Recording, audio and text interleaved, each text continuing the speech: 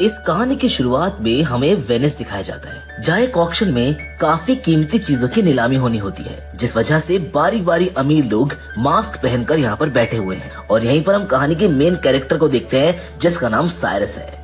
वो काफी स्मार्ट होता है, जो यहाँ पर अपने साथियों के साथ चोरी का प्लान कर चुका है, क्योंकि वो मास्टरमाइंड होने की वजह से बहुत बेहतरीन तरीके से पहले भी कई बार चोरियां कर चुका है। अब इस नीलामी की लाइव वीडियो भी लंदन में चल रही होती है। आधे खरीदार तो वेनिस में बैठे होते हैं, जबकि आधे लंदन में बैठे हुए हैं। यही हमें साइरस की टीम के बारे में बताया जाता है, जिनमें से टॉप पर वो खुद है। फिर होती है एक पायलट लड़की, एक है लॉक मास्टर जो हर तरह के मुश्किल लॉक्स को आसानी से तोड़ सकता है। इनके अलावा एक हैकर, एक इनका साथी इंजीनियर और एक बड़ी उम्र का आदमी जो इनका हेल्पर है। वो इनकी चोरी करने में मदद करता है और इस समय वो भी साइरस के साथ नीलामी में आया हुआ है। यहाँ हर जगह पर कैमरास लगे हुए हैं, जिन पर पुलिस की नजर होती है। और सबसे सीनियर पुलिस ऑफिसर, जिसका नाम एबी है, वो काफी समय पहले साइरस से मिली भी थी, जहाँ पर इनकी दोस्ती हो गई थी। पर जब एबी को पता चला कि वो कितना बड़ा चोर है, तो एक मिशन पर उसने साइरस को भी पकड़ने का प्लान बनाया। लेकिन वो काफी स्मार्ट था, इसीलिए साइरस वहाँ से भाग गया।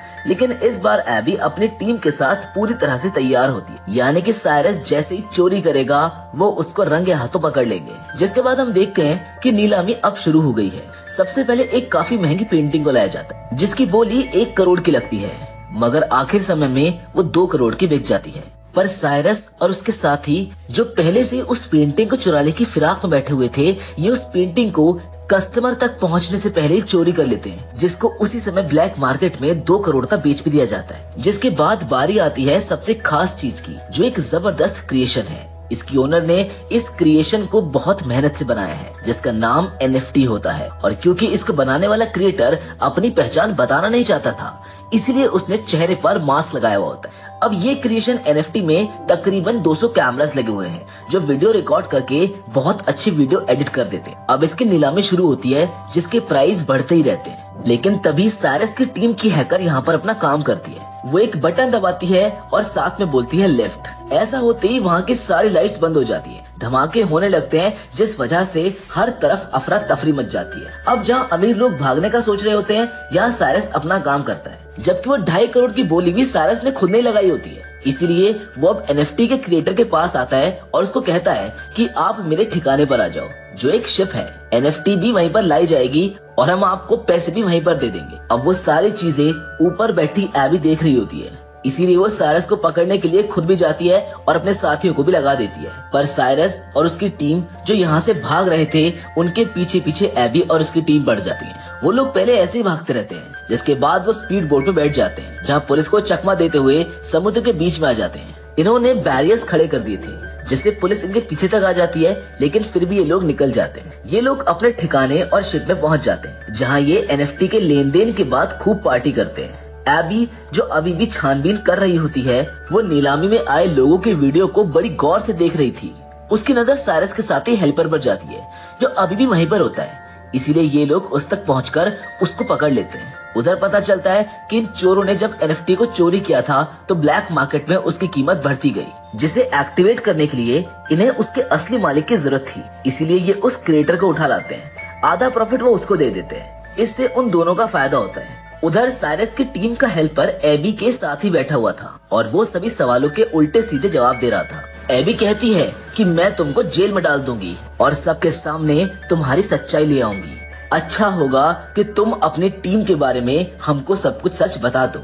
जिस पर हेल्पर कहता है कि मेरी टीम इस वक्त लंदन में है, अगर उनको पकड़ना है तो तुमको मेरे साथ वहाँ पर जाना होगा। इसीलिए अब एबी अपने साथियों को लेकर लंदन के पुलिस डिपार्टमेंट में चली जाती है। यहाँ उसकी मुलाकात एक और ऑफिसर से होती है, जो उसको बताता है कि मुझको सीक्रेट तरीके से पता चला है कि सबसे बड़ा माफिया, जिसका नाम लास है, उसने हाल ही में मार्केट के शेयर के साथ हेरा फेरी की है, जिस वजह से कीमतें ऊपर नीचे हुई और उसको बहुत प्रॉफिट हुआ। मगर इस प्रॉफिट की वजह से मार्केट या चीजों की कीमतों की उलटपुलट नहीं, बल्कि शहर में कई चीज की उलटपुलट हुई।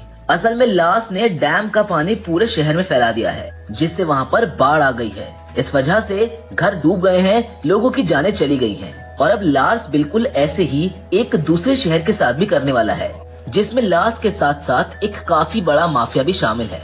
और ये काम वो दोनों अगले 2 महीने में अंजाम देने वाले हैं। लार्स उस माफिया को पहले पेमेंट करेगा, जिसके बाद वो डैम के बैरियर्स हटवाने की इजाजत दे देंगे। इस तरह से उस शहर में भी बाढ़ आने से तबाही होगी। पर लार्स उसको जो पैसा पे करेगा वो पैसा नहीं बल्कि सोना होगा, वो भी 1-2 किलो नहीं बल्कि पूरे 10 टन।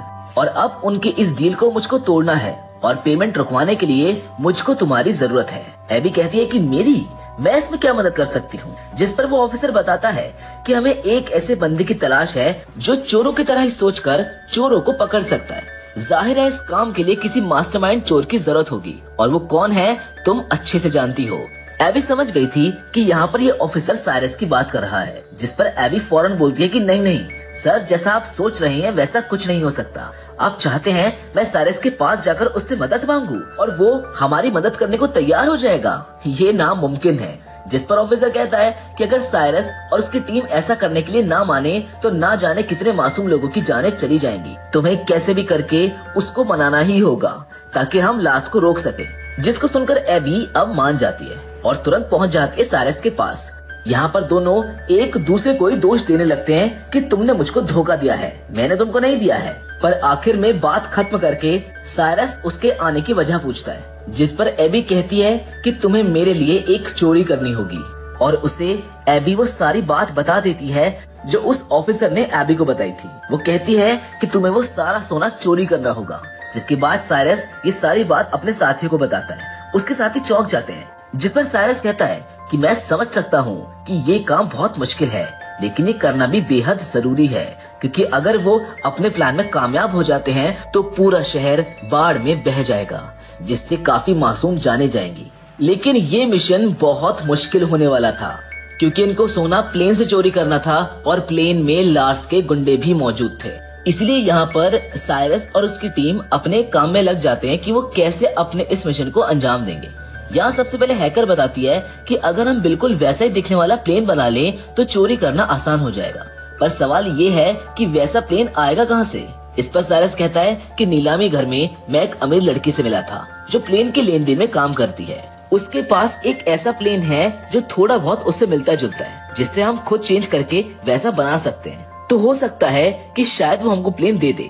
इसलिए अब ये सारे लोग उस प्लेन डीलर के पास पहुंच जाते हैं, जो इन्हें वही आलीशान प्लेन दिखाती है। ये काफी खूबसूरत भी था, लेकिन इसको उड़ाना मना था क्योंकि इसमें कई सारे एलईडी ग्लास लगे हुए थे, साथ ही बहुत ज्यादा शोर भी करता था। इसीलिए डीलर अपना प्लेन देने से मना कर देता है। लेकिन एबी उसको बता देती है कि मैं एक पुलिस वाली हूँ और इस तरह के प्लेन तो रखना वैसे भी इलीगल ही है, और अगर तुमने ये हमको नहीं दिया तो तुमको जेल की हवा खानी होगी। जिस पर आखिर में वो मान जाता है। अब प्लेन तो मिल गया था, लेकिन अगली सबसे बड़ी प्रॉब्लम ये थी कि रडार पर हेरा फेरी कैसे की जाएगी, जिसके लिए इन्हें बनाना होगा पीएसआई, जो इस तरह के सिग्नल बनाएगा जिससे हवा में 2 प्लेन उड़ रहे होंगे, मगर वो सिग्नल सिर्फ एक का ही दिखाएगा। लेकिन यहाँ एक छोटी समस्या थी, मतलब जब ये दोनों प्लेन्स को एक दूसरे के ऊपर नीचे करेंगे तो कुछ समय के लिए रडार पर ये दोनों प्लेन्स नजर आएंगे, जो हेडक्वार्टर में बैठ रहे लोग देख लेंगे। इसलिए इन्हें वहाँ अपने किसी खास आदमी को बैठाना होगा। जिस पर एबी कहती है कि एयरपोर्ट पर मैं एक ऑफिसर को जानती हूँ जो मेरा दोस्त है, वो वहीं बैठा होगा तो हमारा काम वो कर देगा। इसलिए ये सब अब उस ऑफिसर से मिलते हैं जो हैंडीकैप था और वो व्हील चेयर पर होता है। ये अपनी बात उसके सामने रखते हैं, लेकिन वो ऐसा करने से मना कर देता है। वो कहता है कि सॉरी, मैं ये काम नहीं करूँगा क्योंकि इसमें चोरी शामिल है, और वो भी उसके लिए जो शहर का सबसे बड़ा माफिया लास है। नहीं, बिल्कुल भी नहीं। पर तभी साइरस कहता है कि मैं इस काम के बदले तुम्हें 10 लाख दूंगा, जिसके लिए वो ऑफिसर मान जाता है। इसीलिए ये सारी टीम अपने अपने काम पर लग जाती है और इस प्लेन को ये लोग बदलने लगते हैं। जिसके बाद पीएसआई की मशीन बनाई जाती है जो सिग्नल्स में हेराफेरी करेगी, जिसका साइज बहुत बड़ा लग रहा था, जो किसी बॉम्ब से कम नहीं लग रही थी। इसलिए एबी हैकर को कहती है कि ऐसा करो कि इस पीएसआई मशीन के छोटे छोटे कई सारे हिस्से बना दो, जो हर एक मेंबर को दिया जाएगा, ताकि वो पूरे प्लेन में इसको अलग अलग जगह पर लगा सके। इस तरह काम आसानी से हो जाएगा, जिसके लिए हैकर मान जाती है और काफी मेहनत करने के बाद वो पीएसआई मशीन के अलग अलग हिस्से बना देती है। जिसके बाद आखिर इनका फाइनल दिन आ जाता है, जहाँ सब लोग अपने अपने हिसाब से तैयार हो जाते हैं। इन्होंने आधे टिकट बिजनेस क्लास के लिए थे और आधे इकोनॉमी क्लास के, ताकि ये लोग पूरे प्लेन में फैल जाएं। जहाँ पर इनको पता चलता है कि लास्ट के 2 गुंडे बिजनेस क्लास में हैं और 3 गुंडे इकोनॉमी क्लास में हैं, जबकि बाकी के 10 लोग नीचे सोने के साथ हैं। अब ये पूरी टीम अपनी चोरी को अंजाम देने के लिए तैयार होती है। हैकर ने सभी कैमरास को हैक कर लिया होता है ताकि हर एक चीज पर नजर रखी जा सके, जबकि लॉक मास्टर ने अपने हिस्से की PSI मशीन बाथरूम में जाकर लगा भी दी थी। इनका एक साथी डर गया था, इसीलिए वो इस मिशन पर साथ नहीं आया था। तब उसके हिस्से का काम एबी करती है। वो अपने बिजनेस क्लास के बाथरूम में जाकर दूसरी PSI मशीन को वहाँ पर लगाने लगती है, पर तभी एक झटका लगने की वजह से वो मशीन छूटकर नीचे गिर जाती है, जिससे वो मशीन टूट जाती है। उसके कई सारे टुकड़े हो जाते हैं, जिससे अभी काफी परेशान हो जाती है, क्योंकि उसको कैसे भी करके उन टूटे हुए हिस्सों को जोड़ना है और मशीन को फिर से चालू करना होगा। उसको वो हिस्सा वहाँ पर लगाना जरूरी है, मगर अब गुंडे भी वॉशरूम में आना चाहते थे और अगर उन्होंने ये देख लिया तो उनका प्लान चौपट हो जाएगा। वो सबको शूट करके मार देंगे, लेकिन यहाँ ठीक समय पर साइरस आ जाता है और अब ये दोनों मिलकर मशीन को जोड़कर वहाँ पर लगा देते हैं, जबकि पायलट अपने स्मार्टनेस से अपने प्लेन को उस बड़े प्लेन के नीचे ले आती है। साथ ही PSI के एक्टिवेट होने का वेट करने लगती है ताकि दोनों प्लेन्स का रडार एक ही सिग्नल दे। इसलिए अभी हेडक्वार्टर के रडार में 2 ही प्लेन्स के सिग्नल आ रहे थे, जिसे देखकर एयरपोर्ट ऑफिसर की साथी कहती है कि हमको इस बारे में ऊपर खबर देनी चाहिए। जिस पर वो ऑफिसर जो एबी का साथी है वो जवाब देता है कि शायद ही मामूली सी खामी होगी जो 2-3 मिनट में ठीक हो जाएगी। वो उसको अपनी बातों में उलझाने लगता है। जिस बीच PSI के एक्टिवेट होते ही पायलट अपने वाले प्लेन को दूसरे प्लेन से कनेक्ट कर लेती है और ऐसा होते ही सिग्नल मिलने लगते हैं और रडार पर एक ही प्लेन शो होने लगता है। जिसके होते ही वो ऑफिसर अपने साथी को दिखाकर कहता है कि देखो मैंने कहा था ना, ये खराबी है और जल्द ही ठीक हो जाएगी। अब उधर लॉक मास्टर नीचे वाले एरिया में पहुंच जाता है जहाँ सोने वाली तिजोरी पड़ी हुई है।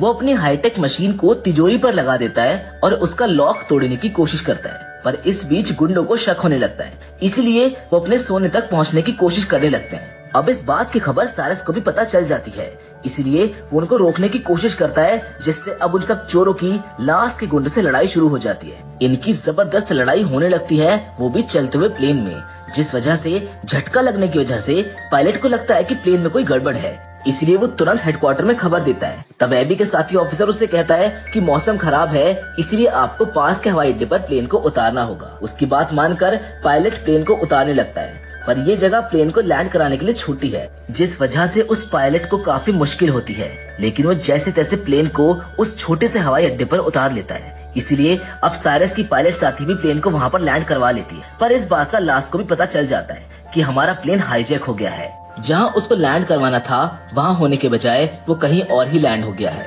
इसीलिए लास अपने साथियों को कहता है कि जो कोई भी मेरे सोने को मुझ तक पहुँचने से रोक रहा है उनको खत्म कर दो या फिर मेरे पास लेकर आओ, इस तरह मेरा सोना मुझ तक आ जाएगा। उधर लॉक मास्टर साइरस से माफी मांगता है कि प्लीज मुझको माफ कर दो, मैं टाइम के अंदर लॉक को तोड़कर सोना नहीं चुरा पाया। अब ये सोना गुंडों और उनके साथी माफिया लास के हाथ लग जाएगा और ये अपनी खतरनाक डील कर लेंगे। अब इनके पास और कोई रास्ता नहीं होता, इसलिए गुंडों के साथ सोना समेत ये लोग लास के पास जाने लगते हैं। इन्हें प्लेन के जरिए इनकी पायलट ही इनको लेकर जा रही होती है। उधर लास के पास वो माफिया भी आ जाती है। वो चाहती थी कि डील होते ही जल्द से जल्द शहर में बाढ़ आए ताकि मार्केट के शेयर्स ऊपर नीचे होने से दोनों के फायदे हों। लेकिन उस माफिया को भी पता चल जाता है कि जिस प्लेन के जरिए इनका सोना आ रहा था वो हाईजैक हो गया है, पर लास उसको समझाता है कि मेरे गुंडों ने सिचुएशन को अपने कंट्रोल में कर लिया है, माल आपको मिल जाएगा, बस डील को कैसे भी करके आज के आज ही फाइनल करना होगा। उधर प्लेन में